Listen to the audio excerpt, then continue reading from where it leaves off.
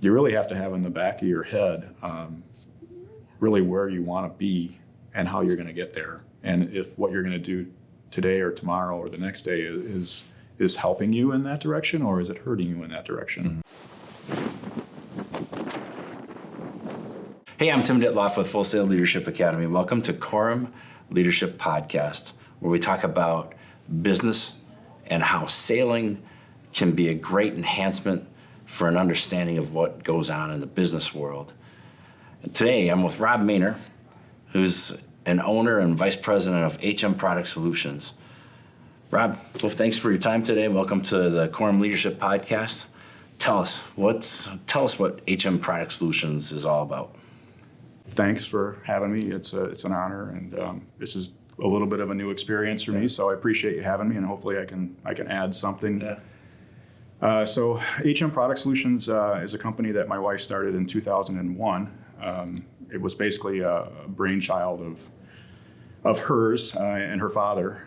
They had my wife was working for the same company that I was, which I was an original partner in, Precision Color Graphics in Franklin, Wisconsin. And she had just gotten kind of bored and, kind of a stagnant position where she was, and she was looking to do something a little different, and decided to go out and search for different avenues. And we ended up finding this little need for some of the bigger companies. At that time, outsourcing was a big kind of thing for larger OEM companies to sort of offload different processes that they didn't necessarily want to do in their own factories, and maybe they weren't the most efficient at it. They were looking for, different sources, some things going overseas, some things staying in the United States. And we ended up basically getting into that business and doing some basic kitting and packaging is where we started. That just seemed like a very easy in for larger companies to just offload that type of work. So we got in with a couple of companies and got going, and just basically started out slow in the very beginning. And then it started out, the companies that we were working with, we might be doing some basic kitting labeling, and then that, another company would say, hey, can you maybe do some sourcing for us, buy some parts, which that turned into doing various other value-added services in the business. So we started doing print work, different support activities that would support the business, the core business that we were doing, that we were finding that maybe some inefficiencies where we had to buy it out or it was taking too long to get things done. So we just began to insource the things that were causing us delays and problems so that we could better serve the customer and have better turn times and just be more efficient, cost effective. So that's kind of how it started. Started out with just a couple of employees, and that was in 2001. And the company quickly grew. We grew out of our first facility in the first year. We had a small facility in Waukesha, a couple, I think it was about 2,500, 3,000 square feet, something like that.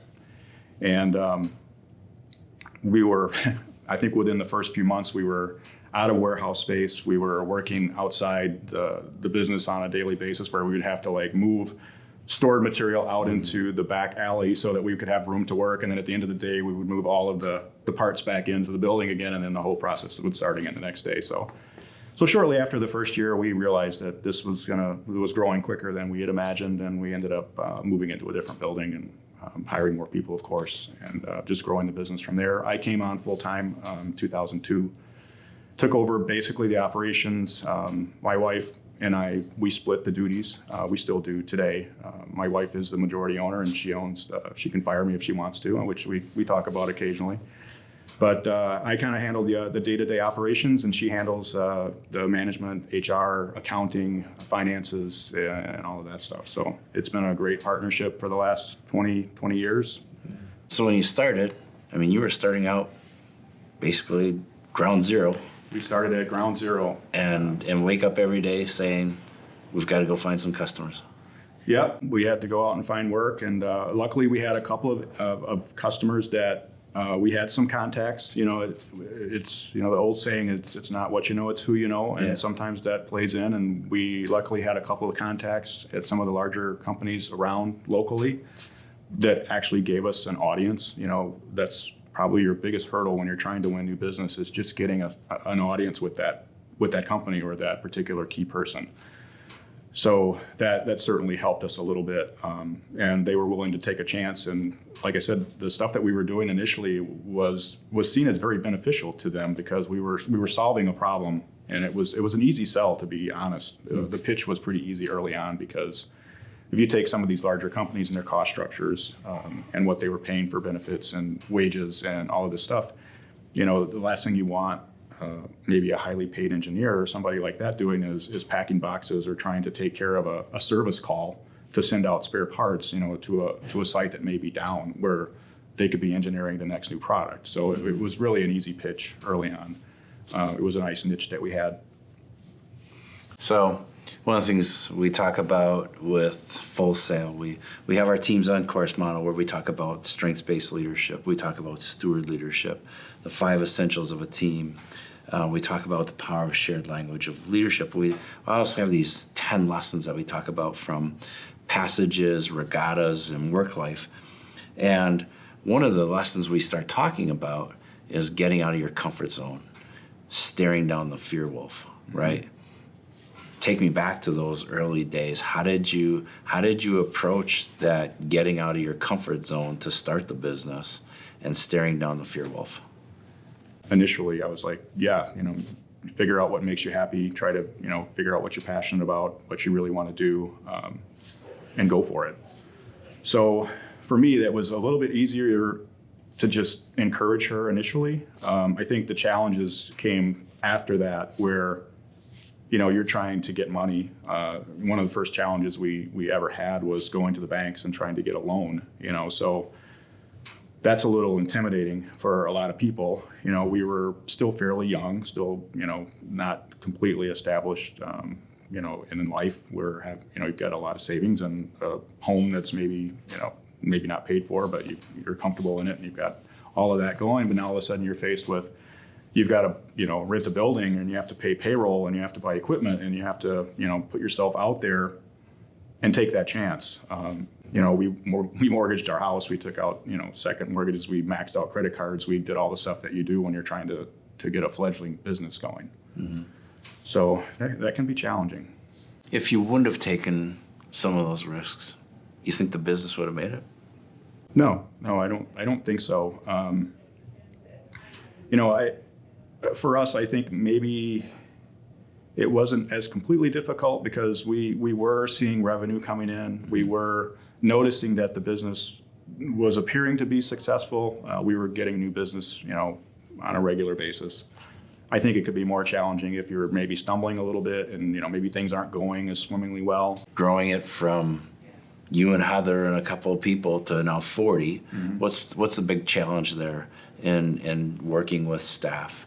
Are you you hear about quiet quitters and quick quitters these days? Yeah.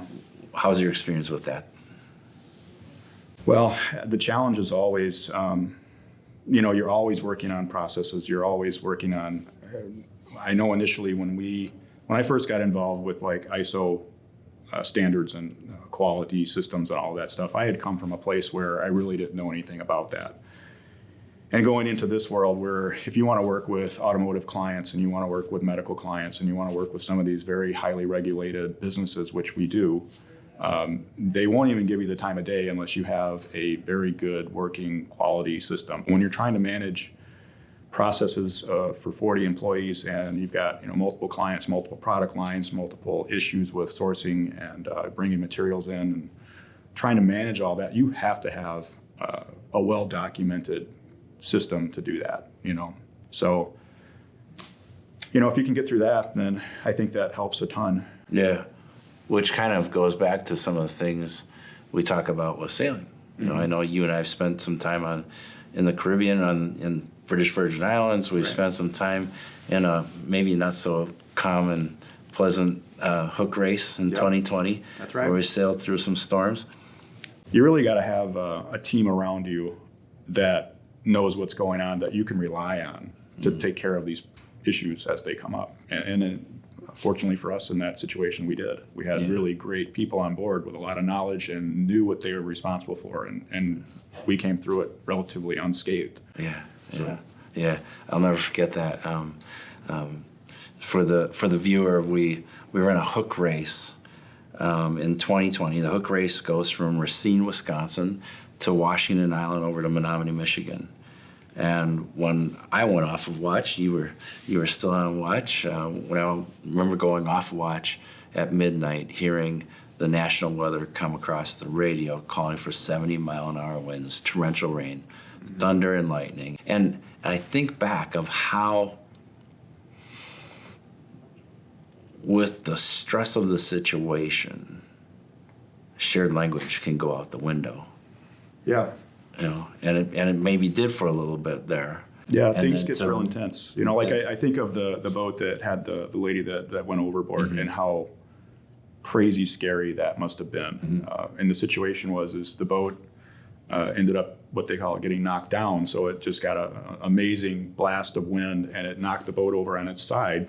And you've got a crew of 6 people on board, and now you've got your entire crew laying either in the water or they're on one side of the boat trying to grab something and right something and adjust the sails or let sails go so that we can get the boat righted again. And this is all happening in a matter of seconds and minutes, and all of a sudden, you finally get the boat back uprighted again, and then you realize that you've lost a crew member. So you have to go back and think about all your training, and this is in the middle of the night. It's hard enough to spot a crew member or something in the water during the day in Lake Michigan in relatively calm conditions. Exactly. And now you add 6 to 8 foot waves in the middle of the night, and you've got to find this person. So you have to go back to all of your training and drills. And, a lot of people take these man overboard drills for granted, and we do it for every major race that we're involved in. You have to go through your overboard drills. And man, I tell you, after that experience, I never take it for granted. I always take it completely 100% serious that somebody's in the water. And at some point, you may be in a situation where you've got to really fall back on those skills. And luckily they did. They were able to find the person, and everything ended up being okay in the end. Yeah.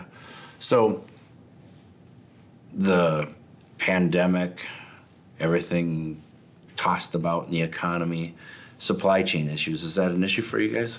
Yeah, the supply chain has been probably one of our biggest issues the last 2 years. We are getting a lot of parts from Asia, as a lot of companies do, and there's been obviously multiple problems there. They're still ongoing. The pandemic there with their policies, and it can just literally shut down an entire, not even just like a plant, it can shut down an entire section of a city.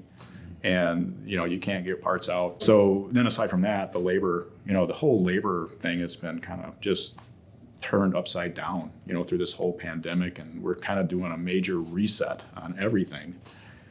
So that's probably been ours next biggest challenge. Trying to make sure that we're maintaining employees and that we're still be able to attract employees, keeping our core group intact. And luckily, we've been able to do that. Most of my management team is all still there, and most of the management team I have has been there for, 7-10 years, even since the company began. One of my struggles personally is I've always been a doer. I'm always been the person who I'll jump in there and just get it done.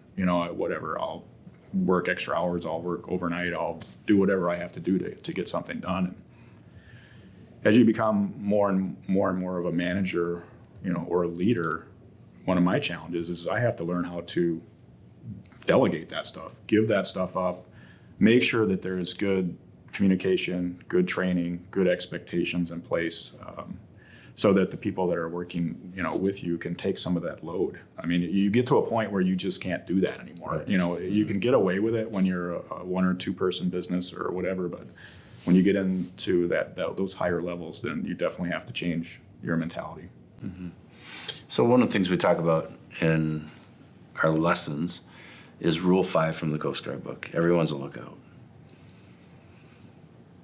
In chaotic times in the business world, in your company, how do you coach for that? How do you coach people to be on guard, be vigilant, for the welfare of the company, for each other? Well, for us, it really comes back down to our quality policies and quality systems. Mm-hmm. We've got everybody basically that works in the company has the ability to put a stop on production, put a stop on a job, put a stop on an estimate. Anything that they see that maybe there's a problem with, or they think there's a problem with, they have the full empowerment to say, hey, stop. There's something not right here.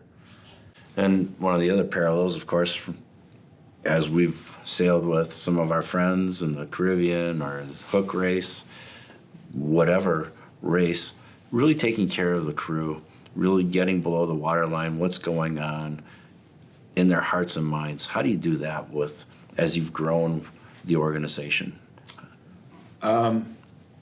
So you got to make sure that the person in the job that they're doing, that they have the proper training. Training is probably the biggest one. I don't know that there would be anything more than that other than just general communication. So besides being a avid sailor and past experience as a race driver too, tell us about how you got into racing and maybe some of the things you learned from the racing world to. I think the racing for me was probably an early midlife crisis situation. I don't know, that's what my wife says anyway, but my midlife crisis came in probably my 30s.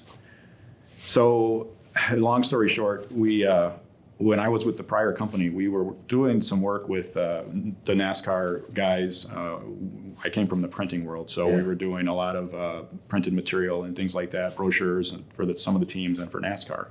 So with that, we got the opportunity to go to a lot of NASCAR races. So we'd go to Daytona 500, we'd go to Bristol race every year, and then wherever else we could go. Indianapolis or Milwaukee at the time was having a NASCAR race. And I just kind of, I don't know, I felt close to it for some reason. I just love the fact of the team trying to constantly make that car better as best as it could be, working with the team members on the crew. I just found something fascinating about it. I'd never really given it much thought prior to that, but through that whole experience, I decided that it was just something I just had to do. So I went out and basically told my wife I was going to go buy a race car, and bless her heart, she said, okay. We were always trying to encourage each other, and she went along with it, and I went out and bought a car in 2001, I think it was, first car. Mm-hmm. And decided I was going to go to Slinger Super Speedway and go racing. So being the kind of guy I am, we just jump in feet first. And I think the first week we went, my wife was my crew member, and I had a guy that I met online as my other crew member. And we went out to Slinger Super Speedway and did some stock car racing. And I remember the first time I got on the racetrack with this car, I was like, you're kind of naive about it. I think most people are naive about racing in general. Everybody thinks that, you just get out there, you drive the car. How hard is it? But I had the same naive mentality. I was like, I'll get out there and, take a couple laps and I'll be good. I went out there and this thing, you're driving I don't know, at that time it's probably a 550, 600 horsepower engine or car that probably weighed 2,700 pounds. So I was just absolutely flabbergasted at the amount of horsepower and how hard it was to drive these things. It was nothing like I anticipated, but we worked through it, and the first year or so it was challenging, but we just kept at it. And I never was super good at it. I never got really good at it. I think that it's kind of weird, race car drivers, there's the best race car drivers in the world and the worst ones, or maybe the mediocre ones, are separated by tenths and hundreds of seconds. Mm. And that was what I lived with every week at Slinger Super Speedway. You'd go out and, try to run an 11.5-second lap or something, quarter-mile track, circle, high bank, you're running 70, 80 miles an hour, average probably around that track going in a circle. So, I just, but I still loved it. I met, over time you met more crew members. Mm-hmm. I had the same crew members for, almost my entire racing career for nearly 20 years. And they were all volunteer guys. Nobody got paid. They'd show up at the shop, a couple nights a week, 3 nights a week, depending on what I tore up at the racetrack the week before, work on the car, prep it, get it ready, and we go do the same thing over the following week. And that led to Midwest traveling. We tried a couple traveling series. The last part of my career, we were traveling around Midwest, and we saw a lot of places and had a lot of just great experiences, and they're all still great friends today. And it seemed like everyone was really just focused around this mission of winning.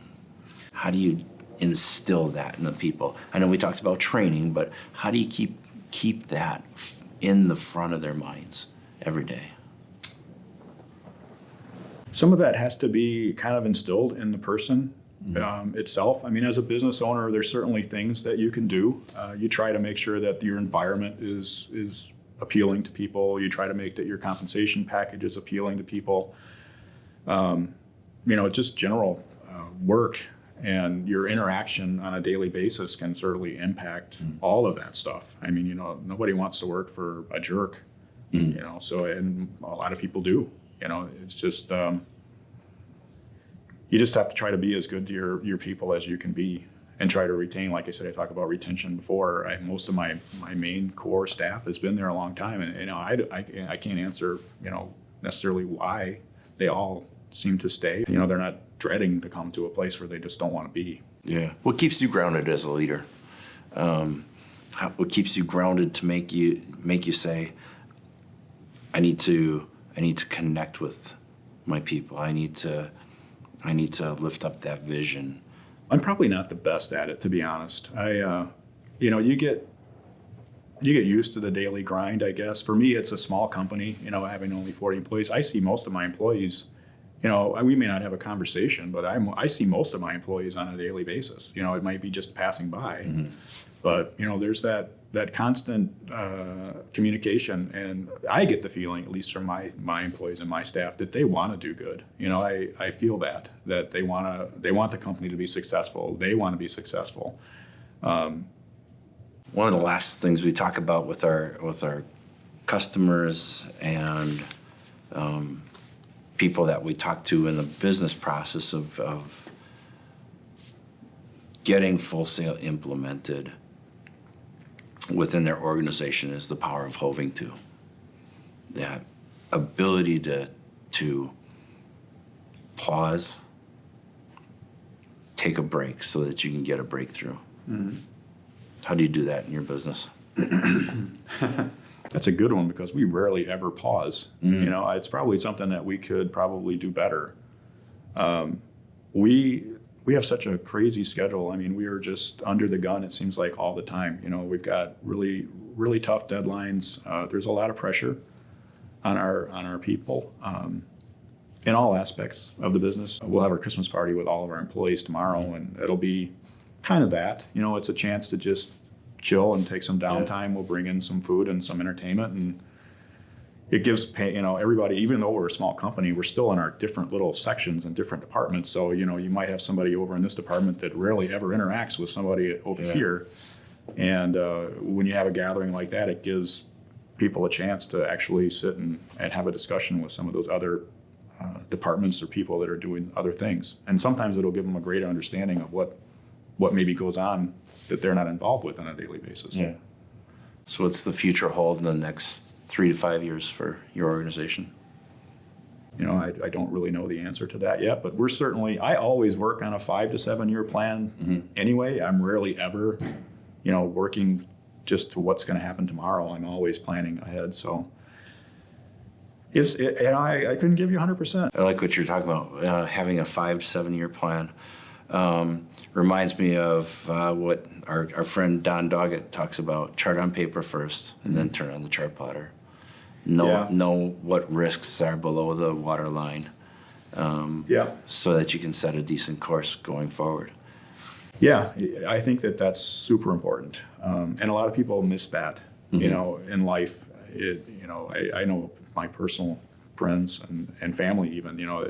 They're kind of just working for tomorrow and maybe the next day or whatever, but you really have to have in the back of your head really where you want to be and how you're going to get there, and if what you're going to do today or tomorrow or the next day is helping you in that direction, or is it hurting you in that direction. Mm-hmm. So there's things that get thrown at us all the time. You've got illnesses, you've got deaths, you've got things that you just don't know are coming and control, and you've got to be able to deal with that too. Yeah. Because that can easily derail things that maybe that doesn't allow your plans to work out like you thought they would. Yeah. And again, going back to sailing, kind of happens when you're out on the water, right? Stuff breaks, or It seems to break at the most inopportune moment. We were out on the new boat and had my wife, my mother-in-law, my son. We're out for the first test sail, having a great afternoon, absolutely beautiful weather. Everything's going splendidly well. Coming back into the channel and get about halfway in and I lose the steering on the boat. Completely lost the steering. I mean, it was like the rudder just had nothing there. And I've got, wind coming at me from this way and I've got rocks over here. And I quickly had to try to decide, do we drop anchor? Within a couple of minutes, we basically had to have a plan put together. I was like, okay, if you have this problem, which you're never going to have, right? You're never going to have your steering go out on the boat. I mean, especially on a new boat. Yeah. And, all of a sudden we realized we had control with the engine. We had a thruster that we could, guide the boat with. And then so we got control of the boat and then decided to figure out where the emergency steering rudder was. And first time on the boat, first time digging all that stuff out, had to find it, get it out, get it attached, get it going. And in the meantime, we're trying to, make sure that we have communication with Coast Guard if we needed it. And it was just crazy. I mean, it's just like one of those things you think is never going to happen, but all of a sudden it happens. You calm down, you figure out, assess the situation, go back. How am I trained? Do I know what to do in this situation? Yeah, I know what to do in this situation. So if someone is looking for your services, how do they find out about HM Product Solutions? Well, probably the website is the best way, hmproductsolutions.com. Okay. There's great information on the website. It kind of gives a really good overview about what some of the services we can do are. But, if you're a large company and you have things that are just causing you pain and trouble, and it's not something that's necessarily in your core competency, and it's could possibly be done better elsewhere, that's where we come into play. All kinds of busy work, that's what we specialize in is packaging, kitting, logistical things, supply chain management. A lot of our customers, have small suppliers, and they have all kinds of management requirements for managing their supply base. And if that particular supplier is really small and falls into a certain category, maybe they would want to outsource that. Well, Rob, thanks a lot. Appreciate it. Tim, thanks for having me. I appreciate Thanks. it. Thank you so much.